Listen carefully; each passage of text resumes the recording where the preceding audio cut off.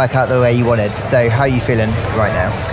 I mean, honestly, pretty good. I think, I knew that going into today, I needed the stars to align to win the championship, and ultimately I tried my best, put myself in the best position I could to try and win the race and give myself the best opportunity, but wasn't to be. But I think we can be very proud of the season we've had. I think on a personal level, obviously, not quite the ending that I wished for, but I think when you look at the season as a whole, I'm very, very proud of the work that I've been able to put in, that my team's been able to put in, and to make so much progress from last year. Looking forward to plenty more fights in the future.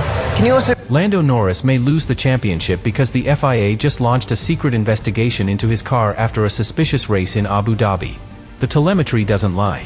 Mid-race engine maps, unequal data access, and silent upgrades to Norris' car have triggered the FIA's most explosive probe of the season. If even one regulation was broken, especially the rule on equal treatment between teammates, Norris could be disqualified, and Oscar Piastri would become world champion overnight. Subscribe right now, because this is unfolding minute by minute, and the FIA could flip the entire championship before the weekend is over. Lando Norris' pace in Abu Dhabi was fast but not flawless. In fact, it was too consistent in the middle stint to go unnoticed. Sector 2, typically the most variable zone at Yas Marina, showed almost robotic precision in his throttle application and ERS deployment. Engineers analyzing his data saw Norris gaining up to 0.3 per lap compared to Oscar Piastri, despite running similar tire life and compound. That triggered deeper questions inside the FIA's technical unit. When the FIA pulled data from both cars, one detail immediately stood out: Norris' ERS deployment was behaving differently from Piastri's under identical load conditions. The energy recovery system, responsible for electrical power distribution, showed Norris with smoother ramp-up curves and higher top-end output. This isn't normal unless both drivers are given the same battery targets and torque maps. But Oscar's side of the garage never reported a performance update. Further anomalies showed up in delta overlays. On laps 17 through 23, Norris was gaining ground in traction zones out of turns 7 and 14, with throttle pickup times nearly 70 milliseconds earlier than Piastri. While that might sound minor, in F1 terms, it's the difference between overtaking and defending. Piastri's onboard confirmed clean lines and good exits, so why the gap? That's where engine mapping comes in. Norris may have been using a map with enhanced drivability that Oscar never had access to. The bigger issue is not just the map itself, but how it was distributed. In a normal race weekend, both drivers are briefed in the pre-race strategy meeting on what engine modes are available and when they should be deployed. However, internal McLaren radio logs suggest Norris was given an override mode late in the second stint, one that was not communicated on Piastri's channel. If true, this would directly breach the FIA's parity regulation that prohibits asymmetric performance settings within the same team. It gets even more complicated when you look at the tire degradation patterns. Piastri actually managed his rears better than Norris throughout the race. Yet somehow, Norris continued to stretch his advantage, especially in the slow-speed corners. This tells us the difference wasn't mechanical or setup-based, it was software-led. The telemetry confirms Norris had better traction even with slightly higher tire wear, a red flag that further supports the claim of unbalanced engine settings. Piastri's performance, on paper, was flawless. He overtook Norris on lap 1, defended cleanly, and hit every delta required for an optimal race strategy. But as soon as Norris activated the suspected engine override, the tide turned. Piastri started losing time lap after lap, not from driver error or track limits but from raw deployment disadvantage. That changes the narrative completely. It's no longer about who drove better, but who had more tools available. If the FIA concludes that Norris had access to a torque or ERS mode that was either not approved or not disclosed to Piastri's side, the consequences will be historic. It would mean that McLaren altered the fairness of a world championship deciding race. That's not just a sporting violation, it's a seismic disruption to Formula One's integrity. And it puts Piastri, who drove the smarter and more balanced race, in position to receive what he may now fully deserve, the world title. At the heart of this controversy is something invisible to fans but critical in modern Formula One: the engine map. These are pre-programmed software profiles that control how power is delivered to the wheels, how energy is recovered from braking, and how battery deployment is managed. Different engine maps can be tuned for tire preservation, top-end speed, fuel saving, or raw performance. They are not all created equal, and giving one driver a superior version without parity is a direct violation of FIA regulations. In this case, the focus is on McLaren's torque mapping and ERS, energy recovery system, deployment strategies. If Norris was allowed to run a more aggressive or optimized map without Piastri having the same option, that becomes a breach of Article 9.3.2, the clause that ensures both teammates have access to the same technical tools. The FIA's technical delegates are now digging into the software logs and command sequences that McLaren executed during the race, comparing every activation between the two cars.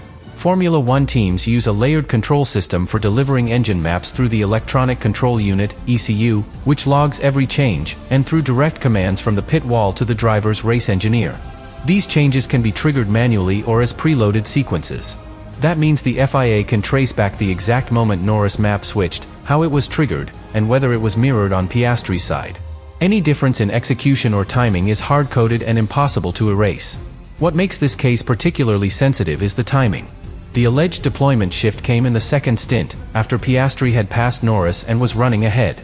If McLaren introduced a map change at that stage only for Norris, it suggests an intentional attempt to protect one car's position, not to serve team strategy, but to influence the title outcome. Unless both drivers were informed of this change, and had access to the same tools, it's a direct contradiction of fair racing principles. The FIA will also examine whether the engineering staff followed proper disclosure protocols. During pre-race briefings and Saturday debriefs, any planned map options are required to be documented and presented to both drivers' teams. These documents are audited. If the FIA finds that a mode was introduced or reconfigured overnight, without logging it or without a full cross-team briefing, it's another layer of regulatory breach and further evidence of unequal treatment. In terms of enforcement, the FIA doesn't need to prove malicious intent. All it must show is that technical parity was broken. The sporting code allows for post-race sanctions if one driver benefited from an undeclared or non-parallel system update, even if the performance gain was marginal. And in this case, marginal is enough. The championship was decided by fewer than 5 points. If the system update altered track performance even slightly, it becomes grounds for overturning the final result. Finally, this isn't just about telemetry. It's about trust. Formula One is built on fierce competition, but also on fairness within teams.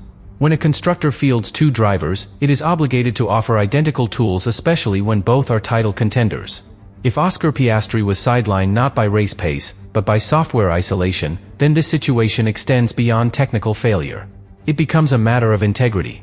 And that's why the FIA's verdict could change not only the result but the sport's future standards of internal transparency. Inside the McLaren garage, celebration quickly turned into silence. The smiles from mechanics faded as word spread that the FIA was pulling data from Norris' car. Journalists gathered around team personnel, but responses were short, deflective, and cautious. Unlike the usual post-race energy, there was an eerie calm. The tension wasn't just about a technical check, it was the realization that a title might have been won under a cloud of unfair advantage. Oscar Piastri, in contrast, remained calm but focused. In interviews, he refused to comment directly on the FIA's investigation but hinted at inconsistencies during the race. He praised the team, congratulated Norris, but left a clear message between the lines: there's always more than what the numbers say. Those close to him say he was composed in the debrief, but his performance engineer was one of the first to submit data for review. This wasn't anger. It was a quiet move toward justice. Lando Norris, who had just become champion, now faces an uncomfortable spotlight. His radio after the race was emotional, heartfelt, the words of a driver who believed he'd earned it. But now, that belief is being tested. As media questions mounted about the FIA's probe, Norris gave no comment. He appeared briefly at the FIA press conference, answered 2 questions, and left early. The pressure of possibly losing a title not on track, but in a courtroom of telemetry, is already showing. The dynamic between both drivers is delicate. Throughout the season, McLaren worked to maintain balance, but internal sources now suggest there were tensions in the final weeks. Piastri's side of the garage reportedly felt sidelined in simulator prep. Norris' crew allegedly pushed for unique setups not shared across both cars. These were minor rifts at first, but they now take on major meaning. If McLaren tilted strategy in favor of one driver, even passively, it could change the narrative of the whole year. Team principal Andrea Stella now finds himself in a nearly impossible position. Celebrating a championship publicly while defending the team from accusations of internal favoritism is a high-wire act. So far, he's issued only one statement: "We will cooperate fully with the FIA, and we believe in the integrity of our process." But inside the team, engineers are reportedly split. Some stand by the fairness of decisions made, while others believe that updates weren't shared equally. The garage is no longer united, it's fractured. What comes next isn't just about performance, it's about legacy. If the FIA strips Norris of the title, he'll forever be remembered for a championship that slipped through legal scrutiny. If they clear him, questions will still linger. For Piastri, a reversal would make him the youngest champion since Lewis Hamilton, and the first driver to win his maiden title through post-race arbitration. That's not ideal, but it's justice, if the numbers support his case. And for fans, this moment defines how Formula One polices fairness within a team. It's easy to spot when one team breaks the rules. But when one garage splits its own loyalties, and performance is filtered based on hierarchy, that's harder to prove, but more damaging to the sport. The FIA isn't just investigating a car. They're investigating whether a world title was shaped by silence, software, and strategic bias. And their decision may not just crown a new champion, it may rewrite how teams are allowed to compete.